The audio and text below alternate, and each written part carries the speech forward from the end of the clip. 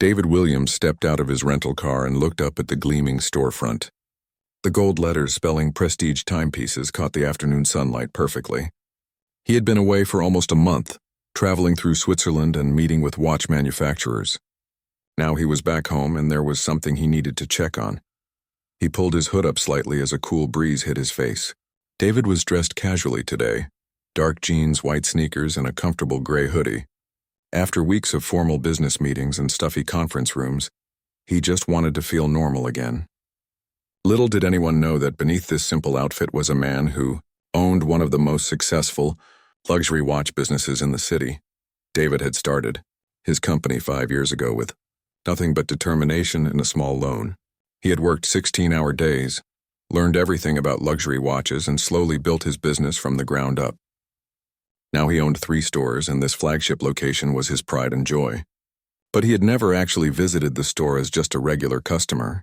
Today, that would change. As he pushed open the heavy glass door, a small bell chimed softly.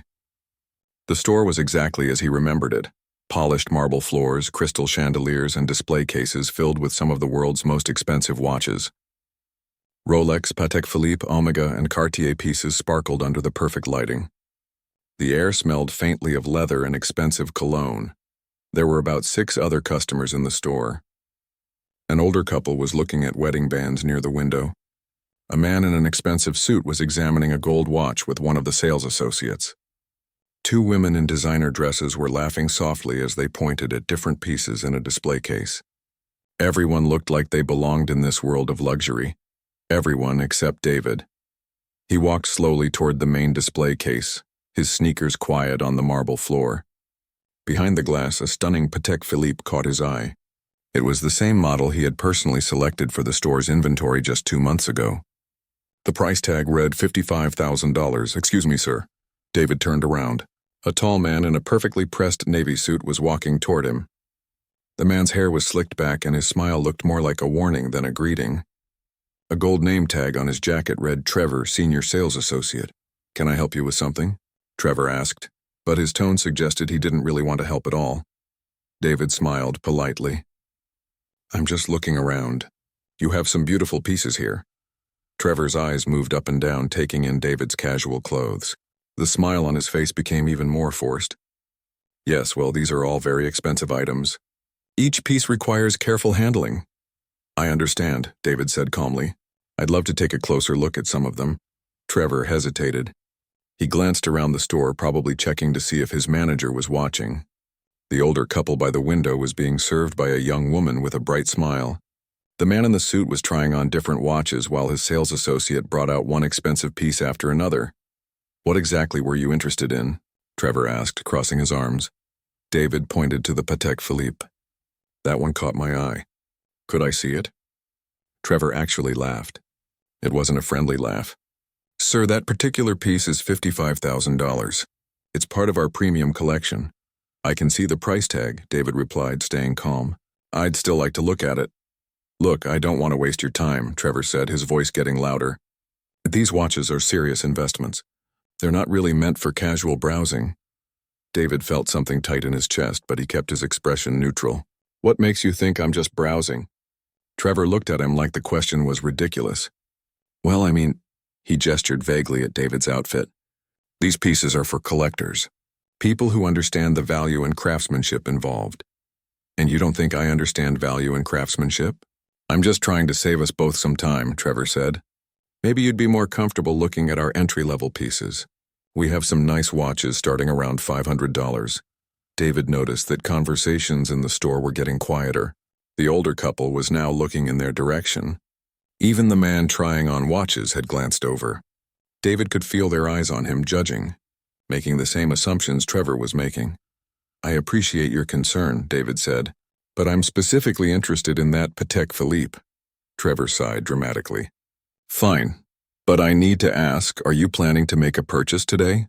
Because I can't keep taking pieces out of the case for people who are just curious." The words hit David like a slap. In his own store, an employee was treating him like he didn't belong, like he was some kind of threat or nuisance. David thought about all the times he had instructed his staff to treat every customer with respect, regardless of how they looked or what they wore. Clearly his message hadn't gotten through to everyone. "I might be interested in buying," David said quietly. Trevor's eyebrows went up. "Do you understand what $55,000 means? That's more than most people make in a year." David felt his hands clench into fists, but he forced himself to relax. "I'm aware of what money means." "Look, buddy," Trevor said, his voice dropping to what he probably thought was a helpful whisper. "I've been doing this for 3 years. I can spot a serious buyer from across the room. You seem like a nice enough guy, but this isn't the place for you. There's a great jewelry store at the mall about 10 minutes from here. They have some really nice watches that might be more in your price range." David stared at Trevor for a long moment. Part of him wanted to explode, to reveal who he was right there and watch Trevor's face crumble. But another part of him was curious. How far would this go? How many other customers had been treated this way? How many potential sales had his store lost because employees like Trevor made snap judgments about people? "What if I told you I was serious about buying something today?" David asked. Trevor smirked. "Then I'd ask to see your credit card first. And I'd probably want to call your bank to make sure you can actually afford what you're looking at." The casual cruelty in Trevor's voice was breathtaking. David looked around the store again. The young woman helping the older couple caught his eye and gave him a small, sympathetic smile. She looked embarrassed by what she was hearing, but no one said anything. No one stepped in to help. "Is that your normal policy?" David asked. "Checking credit cards before showing merchandise?" "For certain customers, yes," Trevor said without shame. "We have to protect our inventory." "These aren't toys," David nodded slowly. "I see. And what makes me one of those certain customers?" Trevor's smile disappeared. "Look, I don't want to be rude, but you walked in here wearing clothes that probably cost less than the tax on one of these watches. You're asking to see pieces worth more than most people's cars. What am I supposed to think?" "You're supposed to think that I'm a potential customer who deserves respect," David said, his voice still calm but with an edge now. "Just like everyone else in this store." Trevor rolled his eyes. "Respect is earned. And right now you haven't earned the right to waste my time looking at watches you can't afford." The store had gone completely quiet now. Every conversation had stopped. Every eye was on David and Trevor. David could feel the weight of their judgment, their assumptions, their certainty that Trevor was right and David was just some guy who had wandered in from the street. David took a deep breath. This was his store. These were his employees. These watches, this inventory, this entire business. He had built it from nothing. And now he was being told he didn't belong here. "I think," David said quietly, "I'd like to speak with your manager." Trevor's laugh echoed through the quiet store. "You want to speak to my manager? That's rich." He shook his head like David had just told the funniest joke he'd ever heard. "Trust me, she's going to tell you the exact same thing I'm telling you." David stood there feeling the eyes of every person in the store boring into him. The older couple by the window had stopped pretending to look at jewelry and were openly staring now. The man in the expensive suit had paused his watch-trying-on session to watch the drama unfold. Even the sales associates had found reasons to drift closer, though they tried to look busy with other tasks. "I'd still like to speak with her," David said, keeping his voice steady. "Fine," Trevor said with an exaggerated shrug. "But first, let me ask you something. Do you even know what a Patek Philippe is? Do you understand the history behind it? The craftsmanship? Or did you just see the shiny case and think it looked cool?" David felt heat rising in his chest. He knew more about Patek Philippe than Trevor would ever know. He had spent weeks in Geneva talking directly with their representatives. He had learned about their manufacturing process, their history, their most coveted models. He had personally selected every Patek Philippe piece in this store's inventory. "I know a little about watches," David said quietly. "A little," Trevor repeated, smirking. "Right, let me educate you then. Patek Philippe has been making watches since 1839. They're one of the most prestigious brands in the world. Their watches aren't just timepieces. They're works of art. They're investments. They're family heirlooms that get passed down through generations." David watched Trevor pace back and forth like a professor giving a lecture to a particularly slow student. Other customers were listening too, some nodding along like they were learning something fascinating. "The watch you were looking at," Trevor continued, "that's not just $55,000 worth of metal and glass. That's Swiss engineering at its finest. That's heritage. That's exclusivity. Do you understand what exclusivity means?" "I think so," David replied. It means not everyone gets to own one. It means these watches are for people who have earned the right to wear them, people who understand their value, people who can appreciate what they represent. Trevor paused in front of David, looking him up and down again with obvious disdain. And honestly, looking at you right now, I don't think you're that kind of person. The words hung in the air like a physical blow. David felt something crack inside his chest, but he forced himself to remain calm. He had worked his entire life to build something meaningful. He had struggled, sacrificed, and fought for every success. And now this employee, his employee, was telling him he wasn't worthy of the very business he had created. Maybe you could just get your manager, David said. Let her decide. Oh, I'll get her, Trevor said. But while we wait, let me give you some free advice. There's a nice Target about 15 minutes from here. They have a jewelry section with some perfectly decent watches for under $100. Might be more your speed. A few people in the store actually chuckled at that. David turned to look at them. People who didn't know him, had never met him, but were comfortable laughing at his humiliation because Trevor had convinced them it was justified. Or better yet, Trevor continued, obviously enjoying his audience. There's a pawn shop across town. Sometimes they get decent pieces in there. Of course, you'd have to be careful. Lot of stolen merchandise in places like that. But hey, beggars can't be choosers, right? David closed his eyes for a moment, trying to center himself. When he opened them, he noticed the young woman who had been helping the older couple. She was standing near the back of the store now, and she looked genuinely uncomfortable with what was happening. Unlike everyone else, she wasn't smiling or laughing. She looked embarrassed and upset. You know what the real problem is? Trevor said, warming up to his topic. People come in here thinking they can fake it till they make it. They think if they act like they belong, we'll just go along with it. But this isn't some game. This is business. Serious business. He gestured around the store with obvious pride. Every piece in here is carefully selected. Every customer who shops here is carefully considered. We don't just sell watches to anyone who walks through the door. We sell to people who understand quality, people who respect craftsmanship, people who can actually afford what they're buying. David watched Trevor's performance with growing amazement. This wasn't just discrimination, it was a philosophy. Trevor genuinely believed he was protecting the store's reputation by keeping out people he deemed unworthy. He had turned prejudice into a professional duty. I'm still waiting to speak with your manager, David said. Trevor checked his expensive watch, ironically, one that David had personally approved for the store's inventory. She's in a meeting right now. Important business stuff. You probably wouldn't understand. The older couple finally finished their purchase and headed toward the door. As they passed David, the woman whispered something to her husband, and they both looked at David with a mixture of pity and superiority. Like they were passing a homeless person on the street. You know what's funny? Trevor said, apparently not done with his lecture.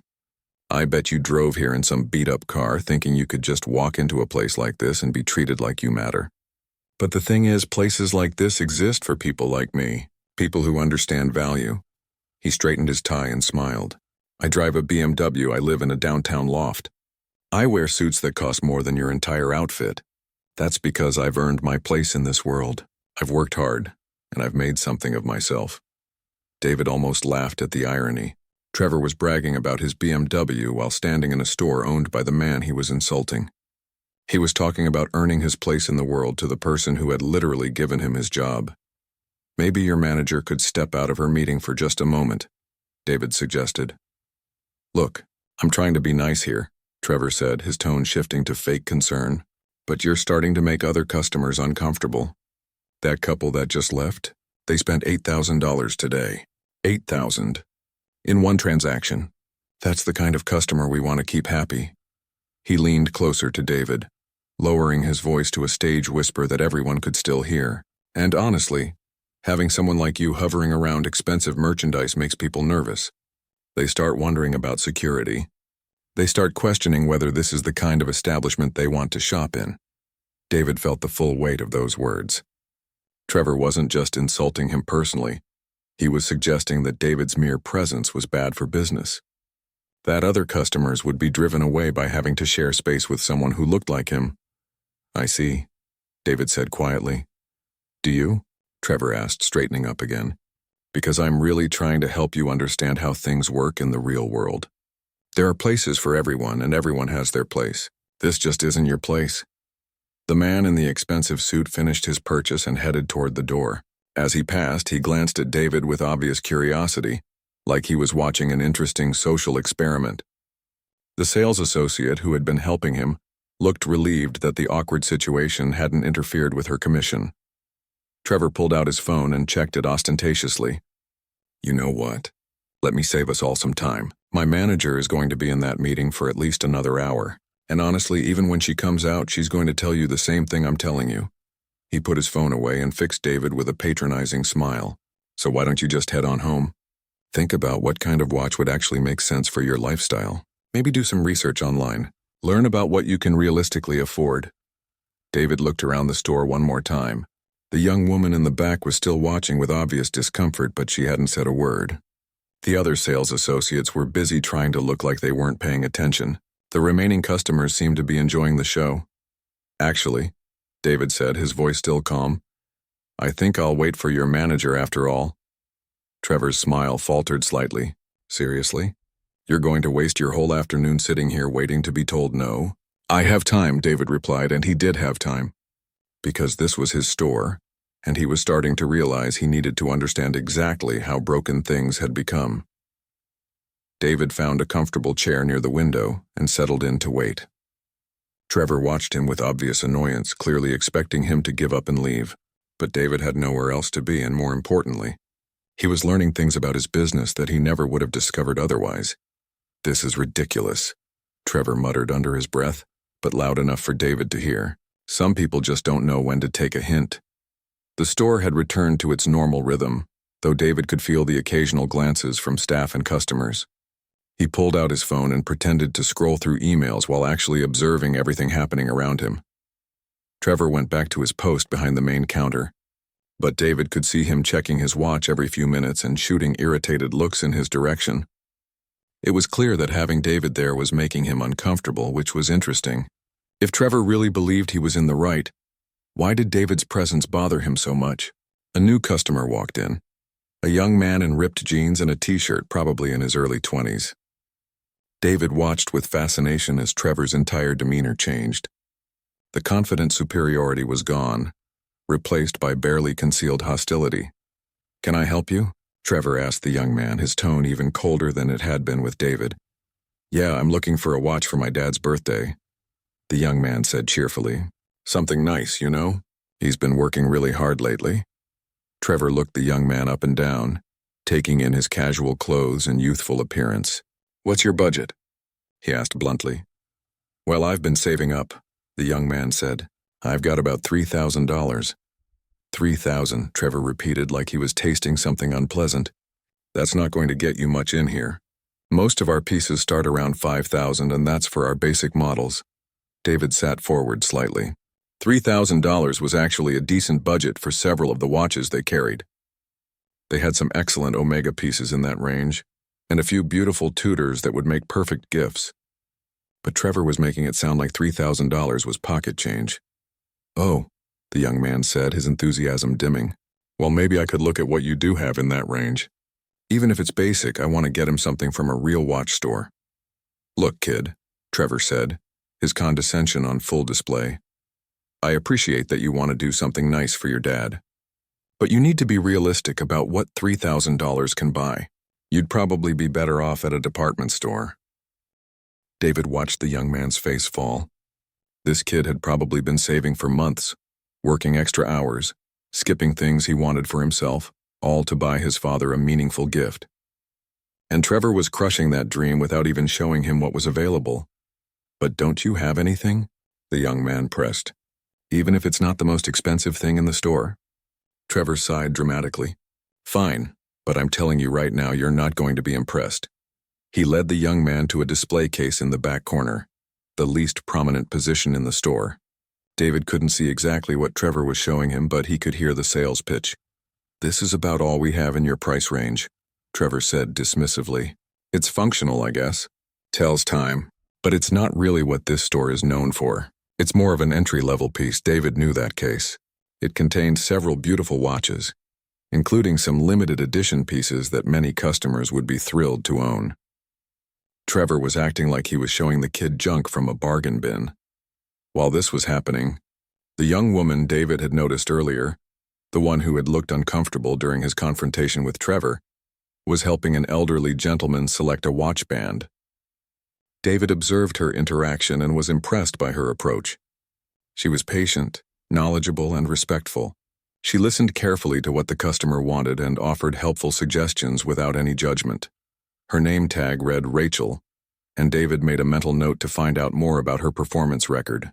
In the few minutes he watched her work, she demonstrated more genuine customer service skills than Trevor had shown all day. The young man at the back of the store was looking more and more dejected as Trevor continued his dismissive sales pitch. Like I said, it's not much, but it's what we've got in your budget. Take it or leave it. David couldn't stand it anymore.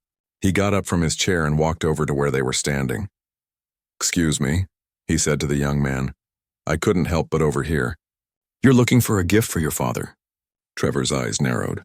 "Sir, I'm helping this customer. There's no need for you to get involved." David ignored Trevor and focused on the young man. "What kind of work does your dad do?" "He's a construction foreman," the young man said, brightening slightly at the chance to talk about his father. "He's been doing it for 25 years. Just got promoted to supervise a really big project downtown." "That's impressive," David said genuinely. "A man who works with his hands needs a watch that's both elegant and durable." Trevor stepped between them. "Sir, I need to ask you to return to your seat. You're interfering with a sales transaction." "Am I?" David asked mildly. He turned back to the young man. "What did he show you?" The young man gestured to a basic watch in the corner of the case. David recognized it immediately. It was one of their lower-end models, functional but unremarkable. More importantly, it wasn't even close to $3,000. It was priced at $1,200. "Did he mention the Tudor collection?" David asked. The young man looked confused. "The what?" David smiled. "Tudor is a sister company to Rolex. They make incredible watches for working professionals. Durable, precise, and highly respected in the watch community. There are several models in your exact price range." Trevor's face was turning red. "Sir, you need to stop this right now. You're not an employee here and you're disrupting our business. Where are the Tudor watches?" David asked the young man as if Trevor hadn't spoken. I don't know," the young man admitted. "He didn't mention them." David looked at Trevor. "Didn't you think the Tudor collection might be appropriate for this customer's needs and budget?"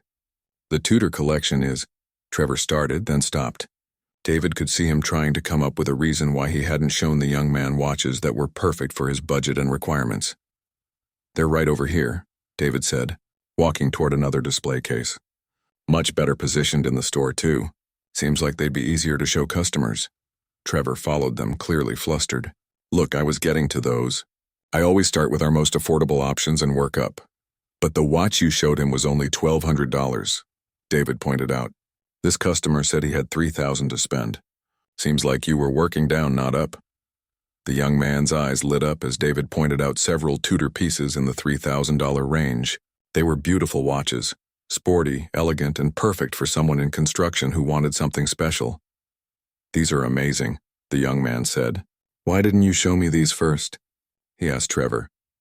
Trevor's mouth opened and closed like a fish. I thought you might want to start with something more basic." "More basic than what I could actually afford?" the young man asked, starting to understand what had been happening. David watched Trevor scramble for an explanation. It was clear that Trevor had assumed the young man couldn't afford the better watches and had decided not to waste time showing them. Just like he had assumed David didn't belong in the store at all. Rachel approached from across the store. "Is everything okay over here?" she asked. "Actually," David said, "Rachel, could you help this gentleman? He's looking for a tutor for his father. And I think he'd benefit from working with someone who knows the collection well." "Of course," Rachel said with a genuine smile. She turned to the young man. "Tell me about your father. What kind of style does he prefer?" As Rachel began properly helping the customer, David noticed Trevor standing there looking defeated and angry. The carefully constructed superiority he had displayed all afternoon was cracking. "You had no right to interfere," Trevor hissed at David. "I helped a customer find what he was looking for in his price range," David replied calmly. "Isn't that what this business is about?" Trevor glared at him. "You don't understand how sales works. You don't understand this business. David almost smiled at that. You might be surprised by how much I understand. The young man ended up purchasing a beautiful Tudor black bay for $2,800. He was thrilled with his choice, and Rachel had made the entire experience pleasant and educational. As he left the store with his carefully wrapped gift, he thanked David for speaking up. I never would have known about those watches if you hadn't said something, he said. After he was gone, Trevor turned to David with barely controlled fury. You cost me a sale, did I? David asked. Because from where I was standing, Rachel just made a $2,800 sale that you were about to lose by showing the wrong merchandise. Trevor had no answer for that. He stalked back to his position behind the counter, muttering under his breath about people who didn't mind their own business. David returned to his chair by the window, but now he was thinking differently about what he was seeing. This wasn't just about how Trevor had treated him. This was about a pattern of judgment and missed opportunities that was probably costing his business thousands of dollars every month. How many other customers had been steered toward cheaper options because of assumptions about their appearance? How many potential sales had walked out the door because employees decided they weren't worth the effort? As David sat there watching, he realized this little experiment was teaching him more about his business than any sales report ever could. And he was just getting started. David had been sitting in the store for over an hour when Trevor finally seemed to realize he wasn't going anywhere. The afternoon crowd was picking up, and David could see Trevor getting increasingly agitated by his continued presence. This is getting ridiculous, Trevor finally said, loud enough for other customers to hear. You can't just camp out here all day waiting for someone to tell you what you want to hear. David looked up from his phone calmly. I'm a patient person, and I'm still waiting to speak with your manager. Trevor threw his hands up in frustration. Fine. Let me see if she's available. He disappeared through a door marked staff only in the back of the store. David could hear muffled voices, though he couldn't make out the words. A few minutes later, Trevor emerged, followed by a woman in her 40s wearing a professional black dress. The woman approached David with a genuinely apologetic expression. She had kind eyes and carried herself with the confidence of someone who had worked in customer service for many years. Her name tag read Linda, store manager. Sir, I'm Linda Martinez, the store manager, she said, extending her hand. I understand there's been some kind of misunderstanding? David stood and shook her hand. Hello, Linda. I appreciate you taking the time to speak with me. Trevor positioned himself slightly behind Linda, his arms crossed defensively. David could see him preparing to tell his version of events. Trevor tells me you were interested in viewing some of our premium pieces, Linda said diplomatically. I want to apologize if there was any confusion about our policies. What exactly did Trevor tell you? David asked. Linda glanced back at Trevor, then returned her attention to David. He mentioned that there might have been some unrealistic expectations about price ranges, and that perhaps we could help you find something more suitable to your needs. David nodded slowly. Even Linda, who seemed genuinely professional, was operating under Trevor's assumptions about what David could afford. Trevor had poisoned the well before she'd even met him. I see, David said. And what would you consider suitable to my needs? Linda looked uncomfortable. Well, without knowing your specific requirements and budget, it's hard to say. But we do carry a wide range of pieces. There's something for every customer. Even customers who look like me? David asked quietly. The question hung in the air. Linda's professional smile faltered slightly as she began to understand that this wasn't just about watch preferences or price ranges. Of course, she said, though her voice was less certain now. We serve all customers equally. Do you? David asked. Because I've been sitting here for over an hour, and I've watched your employee make assumptions about multiple customers based on how they look. Including me. Trevor stepped forward. That's not what happened. I was trying to help him understand our product lines and find something appropriate. Appropriate, David repeated. That's an interesting word choice. Linda was starting to look genuinely concerned now. She was experienced enough to recognize when a situation was more serious than it initially appeared. Perhaps we could start over, she suggested. What specifically were you interested in looking at? The same thing I asked to see over an hour ago, David said. The Patek Philippe in your main display case. Linda's eyebrows went up slightly, but unlike Trevor, she didn't immediately dismiss the request. The Patek Philippe, of course. Let me get that for you. Trevor put a hand on her arm. Linda, I really think we should discuss this privately first. There are some things you should know about this customer. What things? Linda asked, her tone sharpening. Trevor glanced around the store, clearly uncomfortable having this conversation in front of other people. Well, he's been here for over an hour. He's been interfering with other sales. He's making customers uncomfortable. Actually, Rachel interjected from across the store, he helped that young man find the perfect watch for his father. We made a really good sale because of his input. Trevor shot her a warning look. Rachel, this isn't your concern, isn't it? Rachel asked, walking over to join the conversation. I've been watching what's been happening here, and I think Linda should know the whole story. David was impressed by Rachel's courage. She was clearly junior to Trevor in the store hierarchy, but she was willing to speak up when she saw something wrong. What whole story? Linda asked, looking between Trevor and Rachel. Rachel took a deep breath. Trevor has been treating this gentleman poorly from the moment he walked in, making assumptions, being condescending, trying to drive him away, and it's not the first time. That's enough, Trevor snapped. You don't know what you're talking about, don't I? Rachel asked. What about last week, when that young woman in the college sweatshirt wanted to look at engagement rings? You spent 5 minutes telling her she should shop somewhere cheaper before you found out she was a doctor. Linda's expression was growing more serious by the moment. Trevor, is this true? It's taken out of context, Trevor said defensively. I'm just trying to match customers with appropriate merchandise. It's good business sense. Whose business sense? David asked quietly. Something in his tone made Linda look at him more carefully. I'm sorry? David smiled.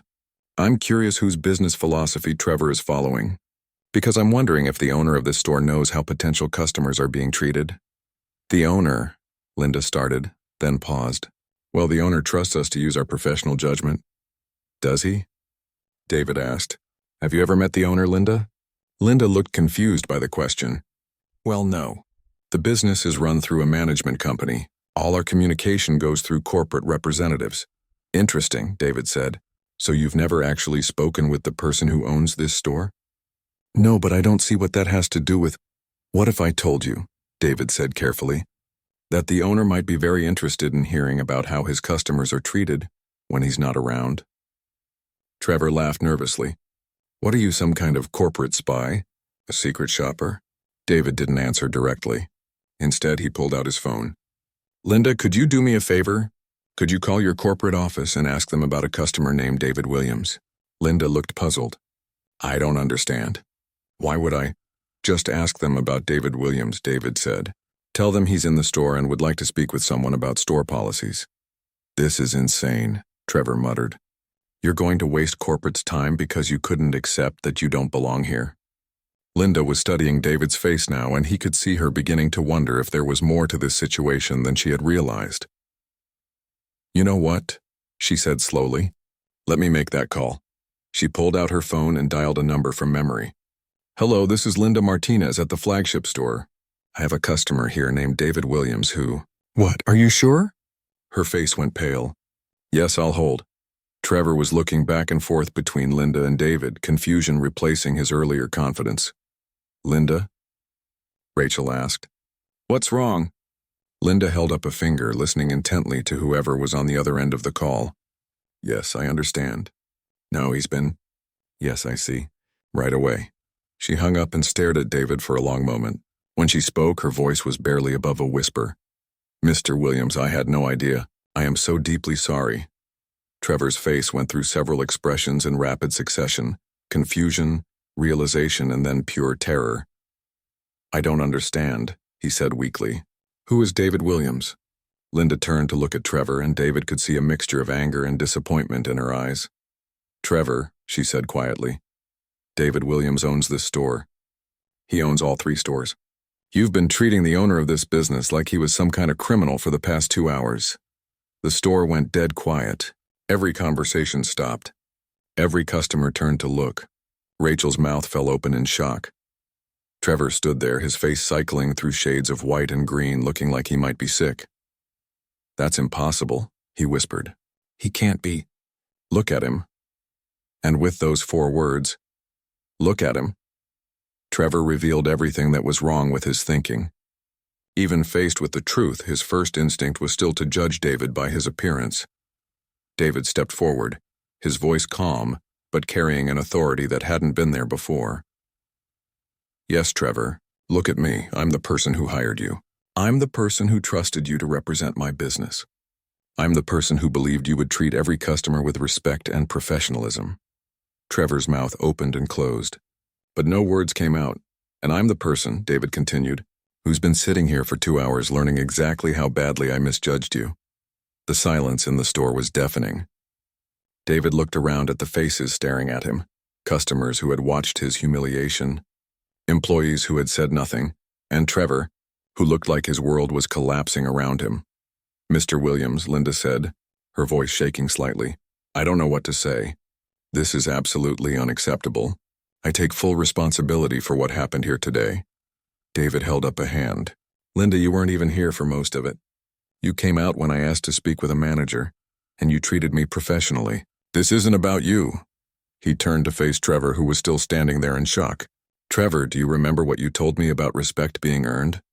Trevor nodded weakly, unable to speak. "You said that places like this exist for people like you, people who understand value, people who have worked hard and made something of themselves." David's voice remained calm, but there was steel underneath it. "Tell me, Trevor, what exactly have you made of yourself?" Trevor started, then stopped. "Because from where I'm standing, you've made yourself into someone who judges people by their clothing, someone who drives away customers based on assumptions, someone who thinks customer service means deciding who deserves to be served." David walked closer to Trevor, and several people in the store unconsciously leaned in to hear better. "You told me I hadn't earned the right to waste your time, but Trevor, you've been wasting my time. You've been wasting my customers' time, and you've been wasting my money."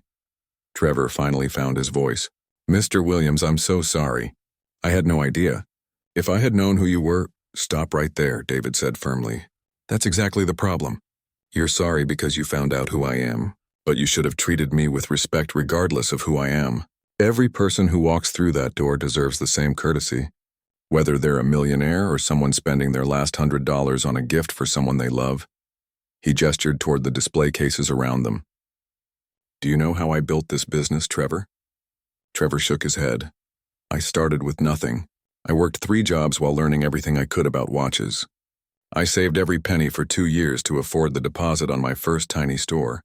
And you know what I learned in those early days?" David paused, looking around at everyone listening. "I learned that you can never tell who your best customer is going to be by looking at them. Some of my biggest sales came from people who walked in wearing work clothes and flip-flops. Some of my worst customers wore $3,000 suits." Rachel was nodding along, clearly understanding what David meant. "The young man you dismissed today, Trevor? He just spent $2,800.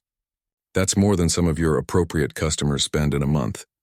And he'll probably tell his friends about this store, bring his family here, maybe buy his own watch here someday, but only because Rachel stepped in to actually help him." Trevor's face was getting redder by the minute. "I understand that now.